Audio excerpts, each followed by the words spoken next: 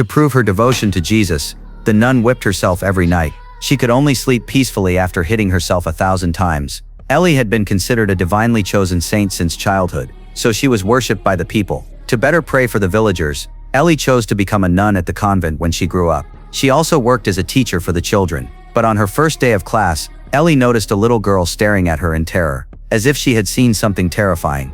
Ellie was very puzzled. Realizing Ellie was looking at her, the girl quickly lowered her head, then raised her hand to ask to go out for a while. It turned out the girl was so scared she wet her pants, but there was nothing frightening in the classroom.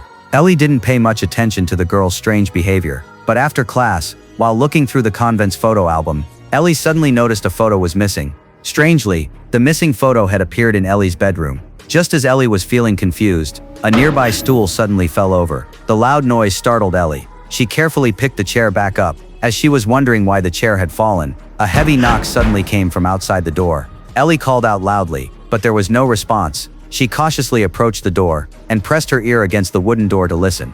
She heard a child's cry for help from outside. Ellie quickly opened the door to check, but the hallway was completely empty. Then she noticed some beads on the floor. The beads were surrounded by black lines. Suddenly the beads began rolling along the black lines and quickly disappeared down the hallway. Holding a candle, Ellie carefully followed the beads. Eventually she arrived at a sealed basement. There, Ellie saw a white cloth on the ground. When she opened it, she found a withered hand inside. She quickly handed it over to the head nun. The head nun said it was the long-lost hand of Jesus, and it had now mysteriously reappeared. The head nun believed it was God's will, unaware that an evil force had already awakened.